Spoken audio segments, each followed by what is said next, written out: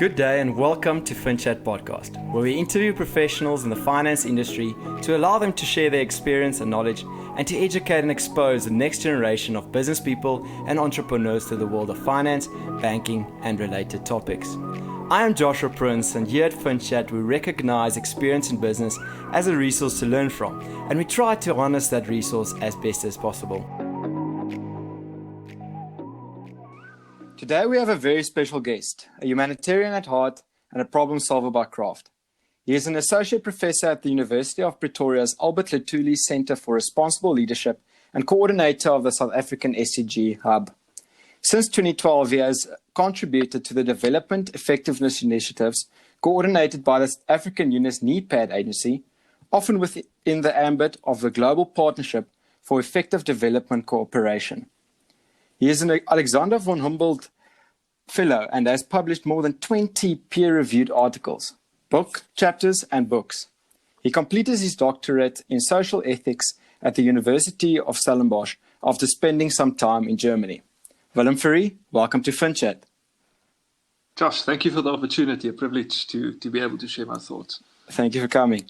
In the last years, we've seen how social and environmental conscious business behavior has become more and more important. And we've seen how these factors even are becoming more, important value drivers as a result of issues such as global warming, wealth disparity, and even the healthcare crisis that we're having now with COVID-19. I think even last year, almost $200 trillion, which is almost half of the world's asset under management, has been allocated to sustainable investing. But with regards to the SDGs specifically, we are seeing a big buy-in from the financial sector, especially the banks. So we're seeing the participation of, example, Investec CEO Mr. Fani Titi taking part in a global team of financial experts to free up some money to reach these sustainable development goals. But let's get back to basics. So to start off, what actually are the UN Sustainable Development Goals, and what are the purpose of these SDGs? Why are they important? So the SDGs are essentially 17 really ambitious goals, covering everything from eradicating poverty to improving healthcare access and then creating entrepreneurship opportunities, agreed upon by the United Nations member states in New York in 2015.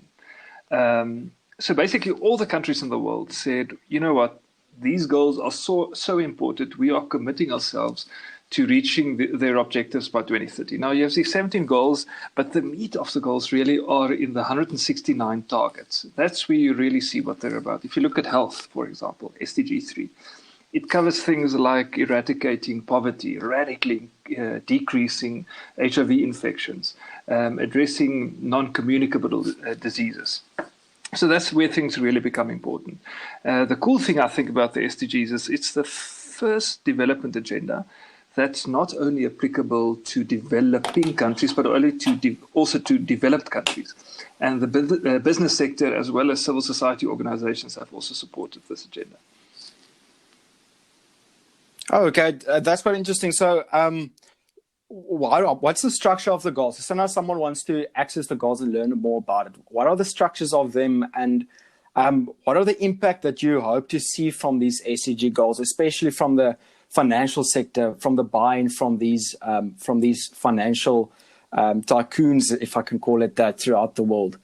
What do you expect in the years to come, especially from after COVID-19, or even from now on? How do you see the financial sector buying into the SDGs and committing to these, not just from a reporting standpoint of view, but more from a actual living it point of view? Well, if you look at the structure of the goals, they essentially consist of three layers. The first layer, as I said, is the 17 goals. The second layer is the sort of constituent, the 169 constituent targets. And then under that, you get the 240 odd indicators. So that's actually where you measure the goals. So that's another cool thing I would say, is that all countries in the world agreed to actually measuring progress on these goals in the same way. That's the structure.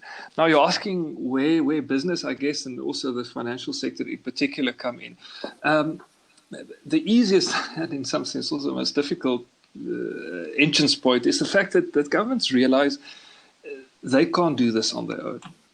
if you say you want to eradicate poverty, which is, I would say, the heading of all these goals, SDG 1, governments simply don't have the resources to do it.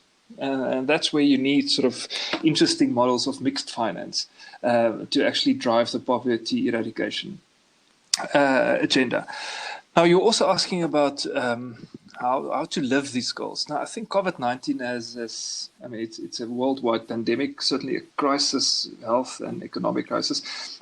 And exactly in this way, COVID-19 has shown us that you can't separate economics from the social stuff like health and poverty. Neither can you actually separate that from the environmental matters. What do I mean?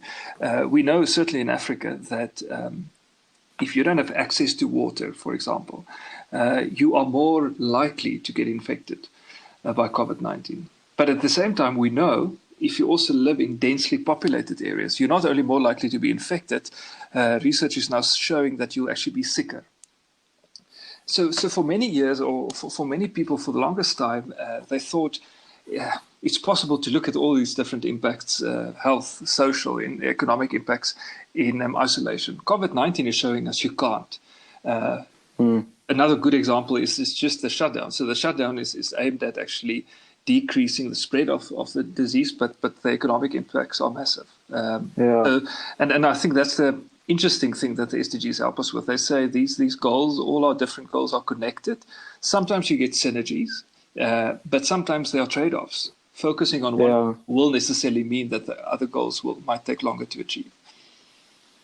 Well, that makes a lot of sense, especially I think the world has been growing into this in its importance. I think that's why we've seen the buy-in from the financial sector, especially for what we're seeing now with COVID-19, where it brings it to almost to the surface, the need for the social consciousness of business.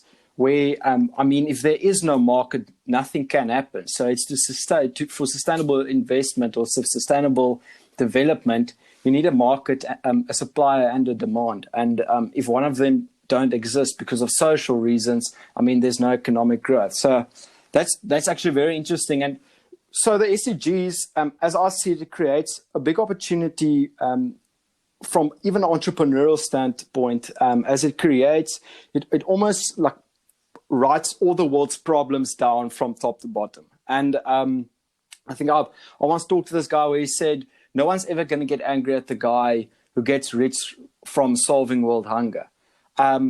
Where these problems actually create an opportunity to solve them, and all solutions can be a business, as we've seen that an entrepreneur is actually someone who solves a problem and is just able to monetize that.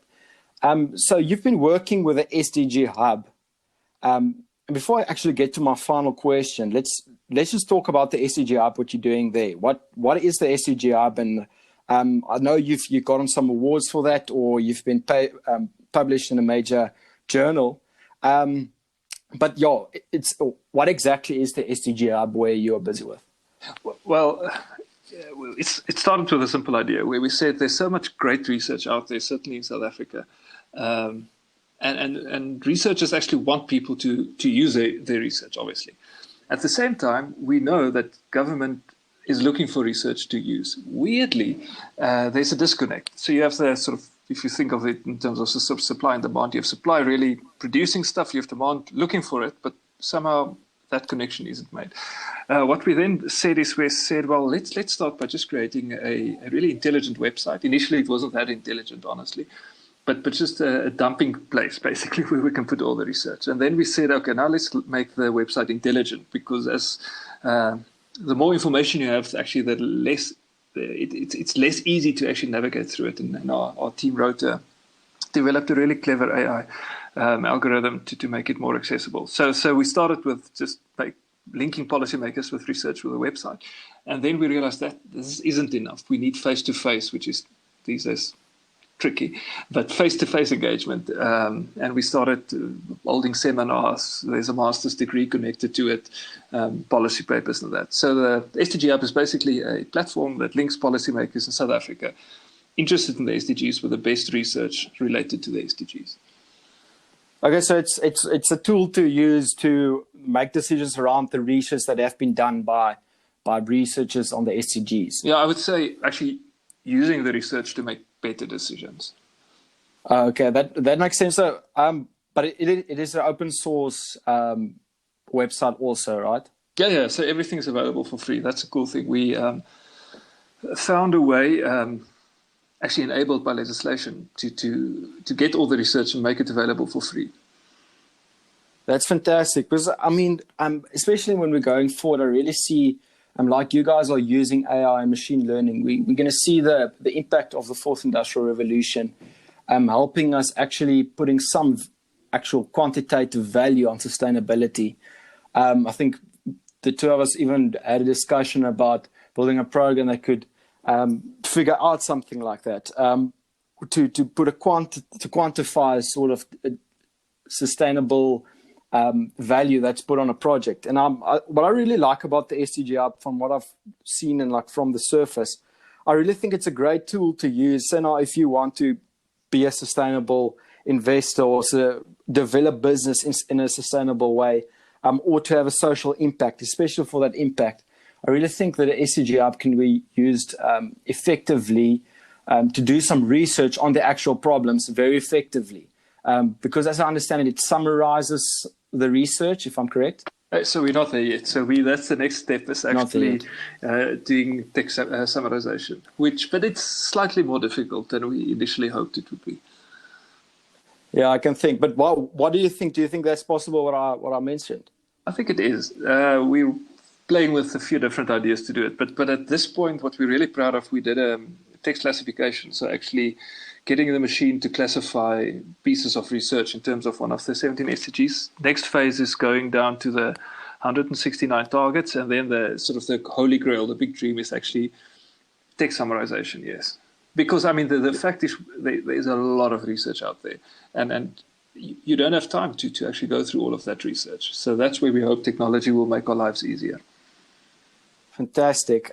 So to get back actually just to the technicals about the SDGs, who are at the moment, it's mostly like governments that are buying into it, and it's not really part of the, yes, this financial service or the financial sector is buying in, but like part of the other business areas, there isn't really a buying or making it part of the let's say culture of a business. So who are the key role players at the moment with the SDGs? And who do you think is the most important role players that we need to follow the SDGs and so on? So you're exactly right. Governments are on board. They report actually on their progress every year, July, in New York. And I guess, again, this year it will be virtually. Civil society organizations are, the UN obviously as the custodian. Then you do have some of your big multinational companies also professing their commitment to this. You have, I think, Unilever, your tech companies, many mining companies, like you said, the banking and insurance sector also. The big challenge, and it's an understandable challenge, is getting the SMMEs, the small, medium, micro enterprises on board. Why? Because often they're struggling just to survive, and that will certainly be the case. For them, 2030 is like unimaginably far from now. So if you're a big company, I think 2030 will most likely still exist. The SMMEs don't. So it would have been great to get them on board, but personally, I've also not figured out a way in which to actually make it attractive for them to buy in. That's interesting. Thank you so much, Willem. It was so great having you. Cool. Thanks so much for the opportunity. Thanks so much for listening. Please go check out sdghub.com to see what Willem and his team is doing there, and for everything you need to know about the SDGs going forward. Also, feel free to follow us on Instagram. Just get those